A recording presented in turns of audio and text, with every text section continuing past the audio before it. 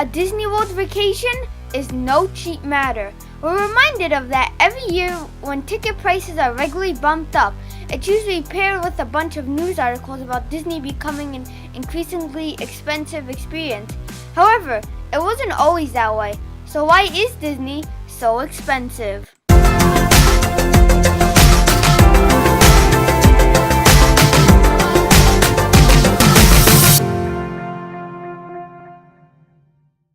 Back when Disney World opened in 1971, an adult 11-ride ticket book cost $5.75, and a room at the Contemporary cost up to $44 a night. Even adjusted for inflation, that would come out to be around $34.50 for the tickets and $264 for the hotel.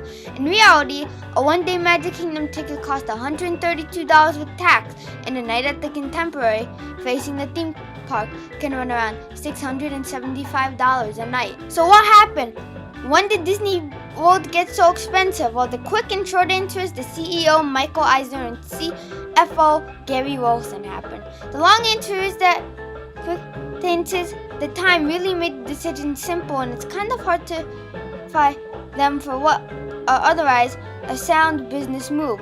You see, Disney as a company was in a bit of a rough spot when Eisner took over as CEO. With the death of Walt Disney in the late half of the 1960s, the 1970s was somewhat of a lost era of the company. So today we can look back at projects like Robin Hood and the Rescuers and see them as classics, but the truth is the company wasn't growing financially during this time. A company once known for consistent innovation at the hand of Walt Disney World quickly became one of the relied on for its old tricks due to "what would Walt do" mentality. The lack of evolution and change was partially beneficial for fans, as it was an era in which admission prices at the parks didn't rise too steeply. Annual increases range from 50 cents to $1 or so. Unfortunately, corporate raiders on the Wall Street didn't care about what Walt thought 20 years prior, until the stagnation of the company into the early 1980s made Disney a prime target for a hostile takeover. Thanks to the efforts of Walt's nephew, Roy E. Disney, the raiders were ultimately warded off. If you want to know more about how, I have a great book suggestion at the end of this video. Long story short, however, it meant a change of leadership at Disney, and that meant being in Michael Eisner and Frank Wells. In order to keep away any future Wall Street raiders, Disney needed to start improving their bottom line, and fast. Eisner brought in a new chief financial office from Marriott named Gary Wilson, and without any hesitation, ticket prices started to go up. Just to give you an idea of the rate and amount of the increase, consider this. During the 2 years prior to Michael Eisner joining the company, Disney World ticket prices rose twice for a total of $3, from $15 for a one-day ticket to $18. In the 2 years following his arrival, tickets rose in price 5 times, jumping $8 to $26.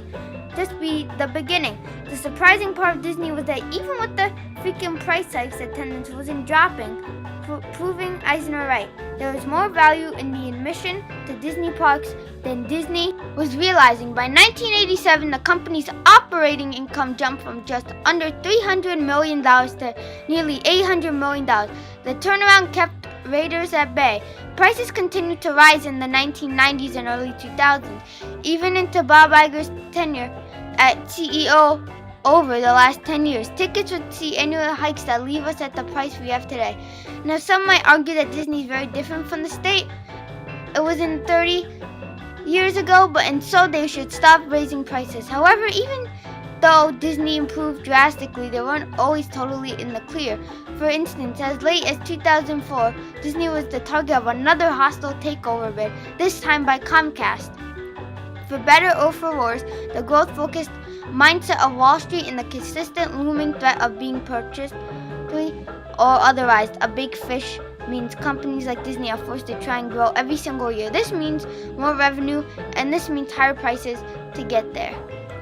So ultimately, Disney World is so expensive because historically the price hikes were contrary to elevating the company as a whole and closing near 15-year gap of stagnation.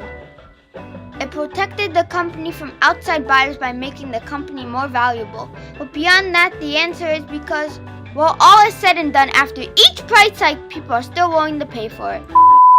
If you're interested in learning more about the hostile takeover of Disney in the early 1980s that resulted in Eisner stepping in as CEO, I suggest checking out Storming the Magic Kingdom by John Taylor. You can find a link to the book in my description below. I want to thank you for watching, and I'll see you next time.